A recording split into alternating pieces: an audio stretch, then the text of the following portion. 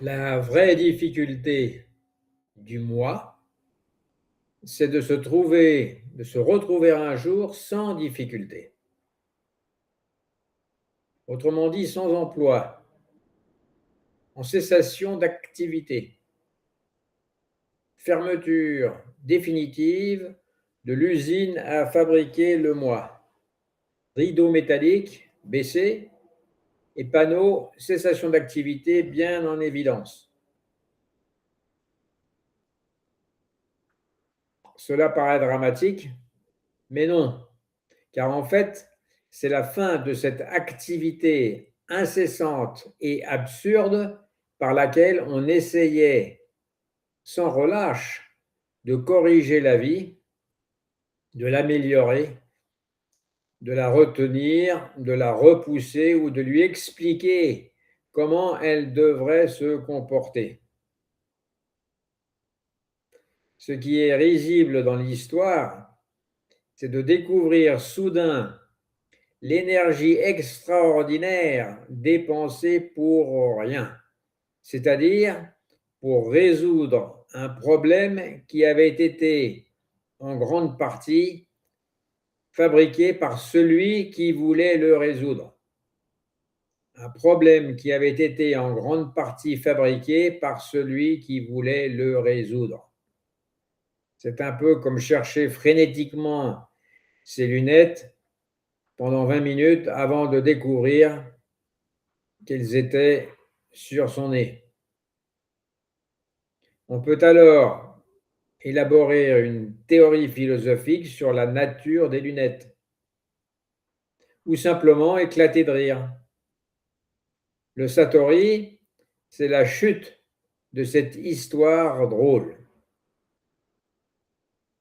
Comme toute chute, elle est brutale et inattendue. Et c'est en cela que les maîtres zen sont morts de rire. Comme dans l'exemple où un moine arrive avec une question métaphysique soigneusement préparée, et qui est celle-ci: quelle est la signification ultime du bouddhisme? Alors l'assistance imagine qu'après 30 ou 40 années de pratique, le maître va enfin révéler le grand secret. Le silence se fait pour mieux entendre la réponse et le maître répond: le cyprès dans la cour. Très décevant. On espérait toucher l'absolu et l'on reçoit l'arbrisseau de la cour sur lequel le chien du monastère va régulièrement uriner.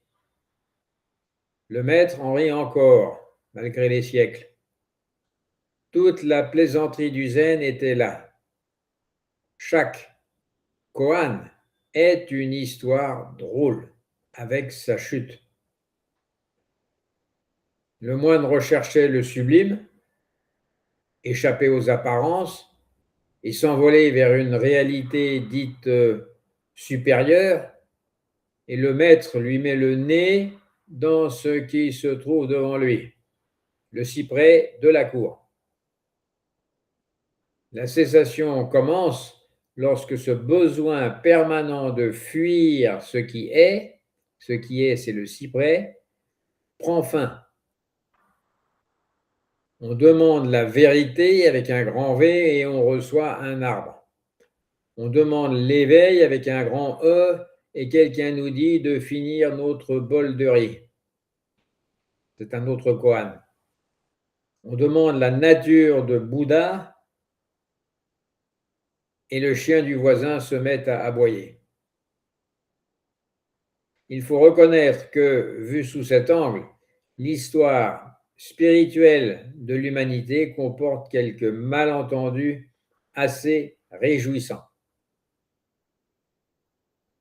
Un autre moine demanda un jour à Zaozu, c'est-à-dire Joshu en japonais: je viens d'entrer au monastère, enseignez-moi, je vous prie. Le maître lui demanda: As-tu fini ton bol de riz? Le moine répondit que oui. Alors va laver ton bol. Et l'histoire raconte qu'à ces mots, le moine s'éveilla. Il venait de comprendre l'histoire drôle et sa chute.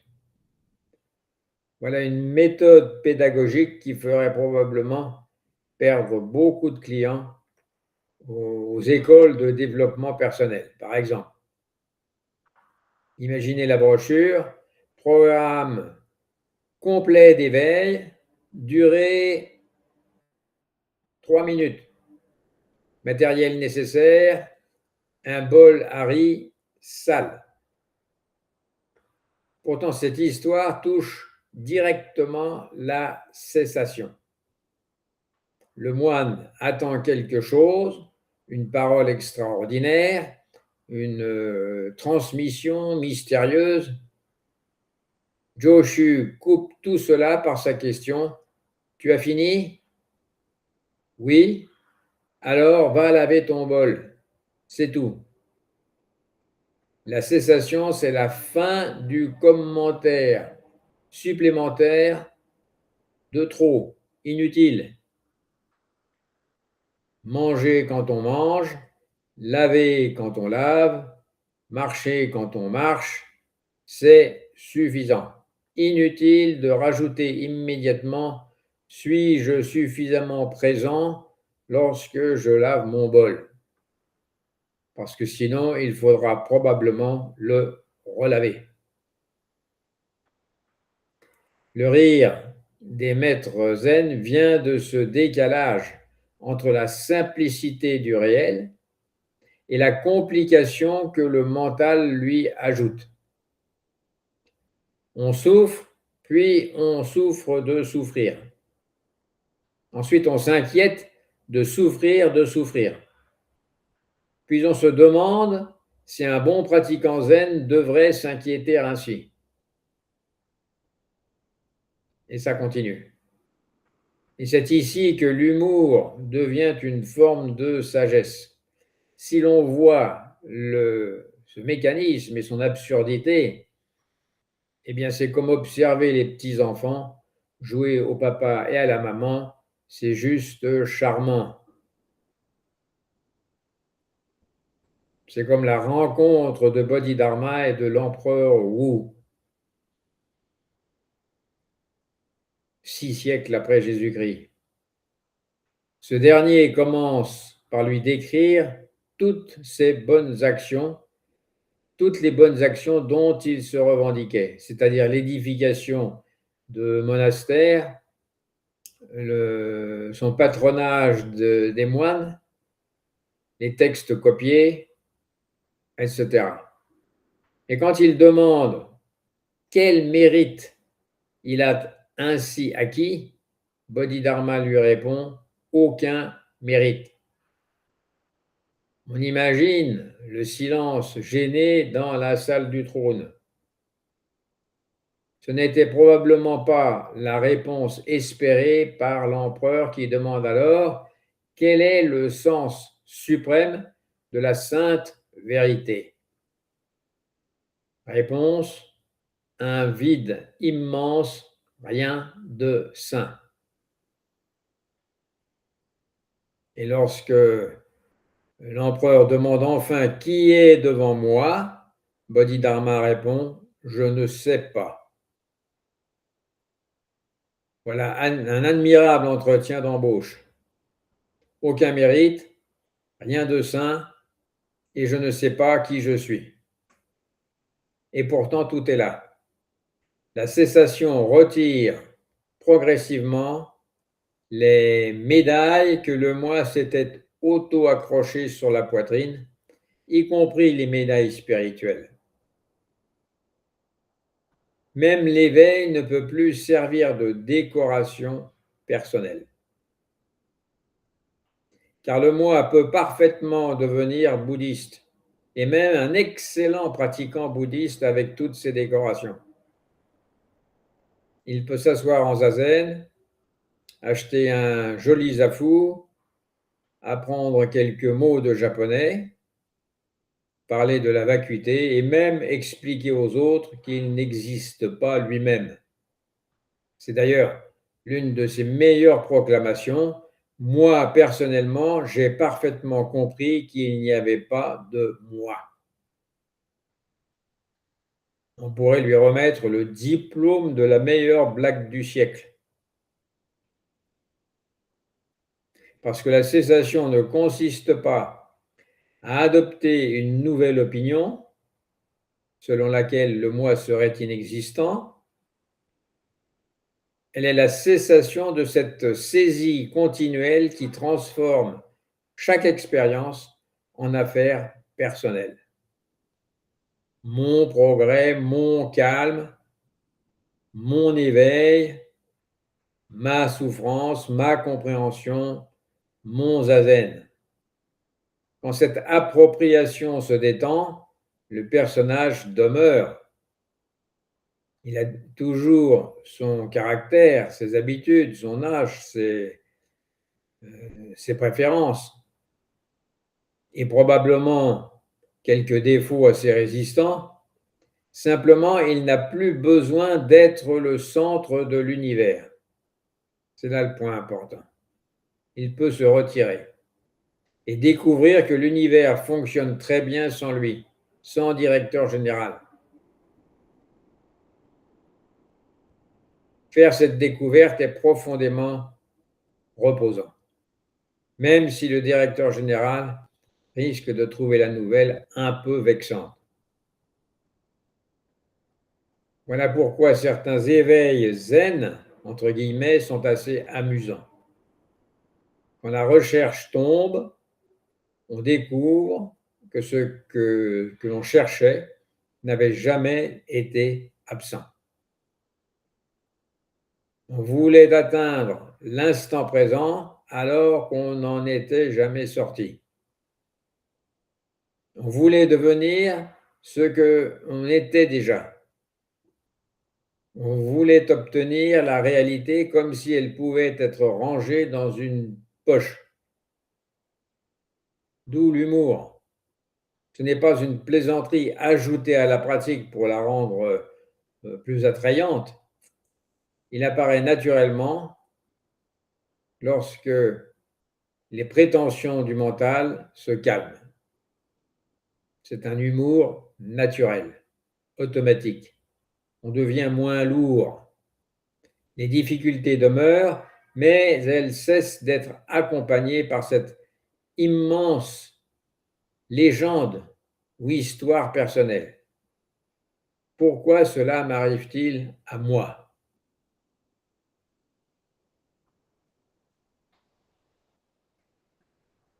Voilà. Il pleut, on ouvre un parapluie. Inutile d'y voir une attaque personnelle de l'atmosphère.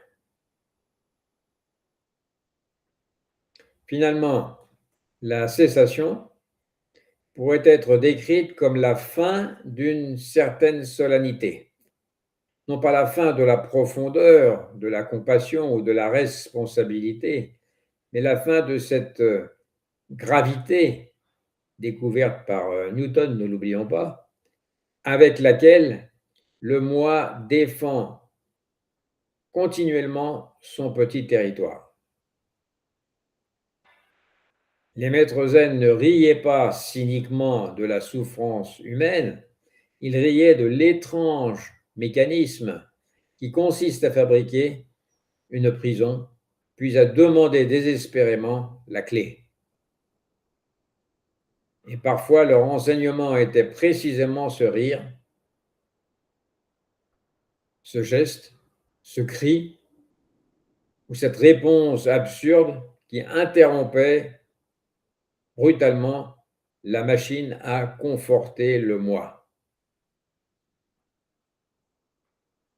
La troisième noble vérité n'annonce donc pas un monde gris où plus rien ne bouge. Ce n'est pas ça la cessation. Elle indique la possibilité au cœur même de ce qui bouge cesse enfin la résistance à ce qui est. comment peut-on résister à ce qui est? Alors le monde redevient étonnamment ordinaire. Le bol est à laver, le cyprès est dans la cour, le chien aboie, quelqu'un éternue pendant zazen, rien de sacré, rien de profane, rien à atteindre. Et peut-être qu'au terme de toutes nos recherches, de nos lectures, de nos méditations et de nos efforts héroïques pour parvenir enfin ici, entre guillemets, alors qu'on ne peut pas être ailleurs, la réalité nous regarde depuis avec un léger sourire en coin pour nous dire: mais où aurais-tu pu donc partir en dehors d'ici?